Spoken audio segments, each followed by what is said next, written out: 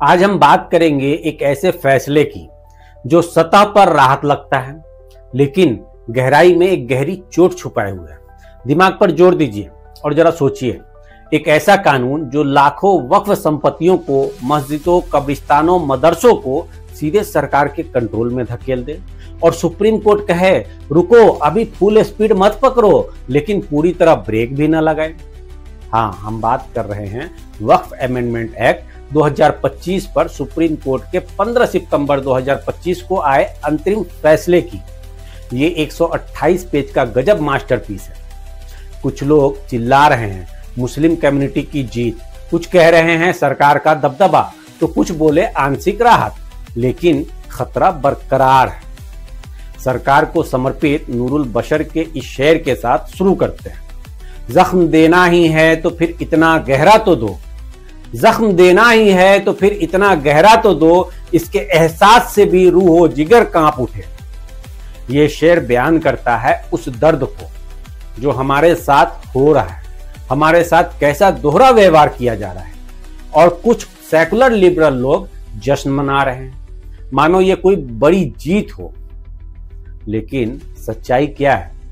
आज का अहम मुद्दा सुप्रीम कोर्ट का वक्फ संशोधन अधिनियम 2025 पर फैसला है। क्या ये राहत है या वक्फ पर समझौता?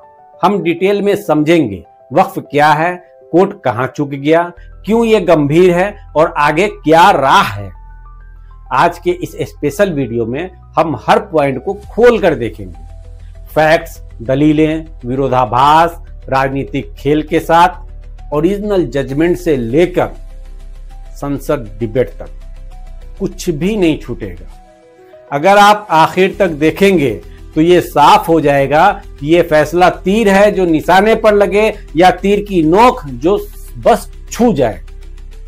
अगर आपको वक्फ, अल्पसंख्यक अधिकार या कोर्ट के फैसलों में इंटरेस्ट है, अगर आप भी सोचते हैं कि धार्मिक स्वतंत्रता पर सवाल उठना चाहिए, तो अभी लाइक दबाएं, सब्सक्राइब करें और बेल आइकन ऑन कर लें। चैनल को सपोर्ट करेंगे तो ऐसे डीप एनालिसिस वीडियोस हम और लाएंगे। दोस्तों, सबसे पहले समझते हैं कि वक्फ आखिर है क्या। ये महज संपत्ति का प्रबंधन नहीं है, ये इस्लाम का एक मुकद्दस अमल है। अल्लाह के नाम पर किसी जमीन या संपत्ति को हमेशा के लिए धार्मिक या इंसानी भलाई के कामों के लिए समर्पित करना। सोचिए, एक अमीर मुसलमान अपनी जमीन दान करता है, वो मस्जिद बनेगी, मदरसा खुलेगी, यतीम खाने चलेंगे, कब्रिस्तान संभाला जाएगा।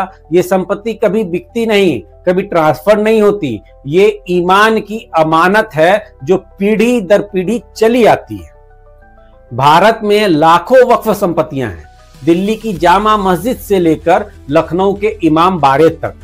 ये न सिर्फ धार्मिक केंद्र है बल्कि सामाजिक कल्याण के स्रोत भी। लेकिन अब सरकार का नया कानून वक्फ संशोधन अधिनियम 2025 इसकी रूह पर सवाल उठा रहा है, क्योंकि ये वक्फ को सरकारी कंट्रोल में लाना चाहता है। 5 साल की प्रैक्टिस की शर्त, कलेक्टर को जांच की पावर और सबसे बड़ा गैर मुसलमानों को वक्फ बोर्ड और सेंट्रल वक्फ काउंसिल में शामिल करने की इजाजत। ये क्या है? धार्मिक ट्रस्ट में बाहरी हस्तक्षेप।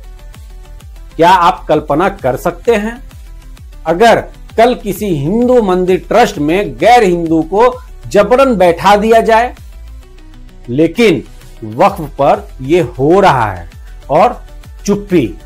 आखिर क्यों चुप्पी है? अब आते हैं सुप्रीम कोर्ट के फैसले पर।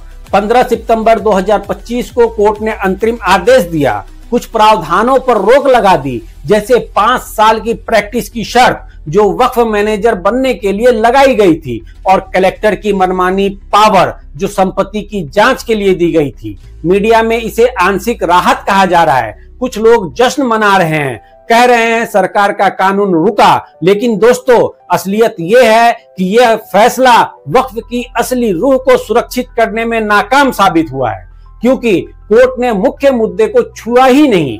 वो मुख्य मुद्दा है गैर मुसलमानों को वक्फ बोर्ड में शामिल करने की इजाजत।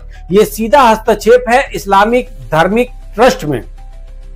वक्फ इस्लाम का हिस्सा है, इसका मैनेजमेंट भी उसी के उसूलों पर होना चाहिए। संविधान के अनुच्छेद 25 और 26 को याद कीजिए। अनुच्छेद 25 कहता है हर नागरिक को अपनी धार्मिक मान्यताओं को मानने और प्रचार करने की आजादी है। अनुच्छेद 26 कहता है धार्मिक संस्थाओं को मैनेज करने का अधिकार, लेकिन ये कानून इनका उल्लंघन करता है। कोर्ट ने इसे नजरअंदाज कर दिया। सरकार को वक्फ को कंट्रोल करने का रास्ता खुला छोड़ दिया। ये आधा अधूरा फैसला है जो भविष्य में और खतरनाक मिसाल बनेगा। सोचिए, अगर कल सिख गुरुद्वारा कमेटी में बाहरी लोग थोप दिए जाएं तो क्या होगा? पूरे देश में हंगामा। फिर वक्फ के साथ ये दोहरा व्यवहार क्यों?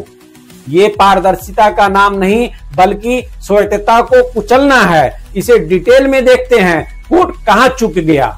हाँ, 5 साल प्रैक्टिस और कलेक्टर पावर पर रोक अच्छी है, लेकिन ये हाशिए के मुद्दे हैं। असली चोट वो है जहां कानून गैर मुसलमानों को वक्फ संस्थाओं में जगह देता है।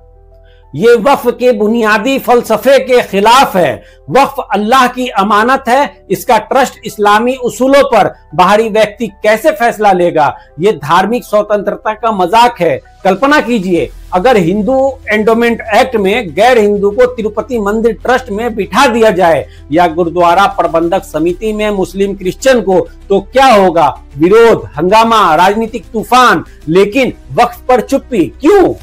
ये दोहरा मापदंड है। कुछ सेकुलर लिबरल जश्न मना रहे हैं, लेकिन ये सेकुलरिज्म नहीं बल्कि एक समुदाय को टारगेट करना है।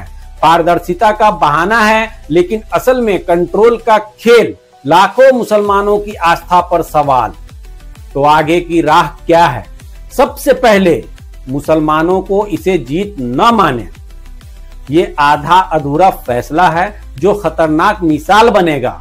वक्फ को वहीं रहना चाहिए जो हमेशा रहा, इस्लामी उसूलों पर चलने वाली धार्मिक और सामाजिक अमानत। इससे कम कुछ भी ईमान और संवैधानिक अधिकारों से गद्दारी होगी। अवेयरनेस कैंपेन चलाएं, सोशल मीडिया कम्युनिटी मीटिंग्स करें, सभी धर्मों के लोगों से एकजुटता मांगें। ये सिर्फ मुस्लिम मुद्दा नहीं, धार्मिक स्वतंत्रता का है। वोट और राजनीतिक दबाव बनाएं। दोस्तों, नूरुल बशर का शेर याद रखें, अगर जख्म देना है तो गहरा दो, लेकिन हम झुकेंगे नहीं। दोस्तों, आज हमने देखा कि वक्फ का फैसला राहत नहीं बल्कि समझौता है। ये हमारी रूह पर हमला है, लेकिन आवाज उठाएं तो बदलाव आएगा। अगर वीडियो पसंद आया तो लाइक, शेयर और सब्सक्राइब करें। कमेंट्स में अपनी राय बताएं।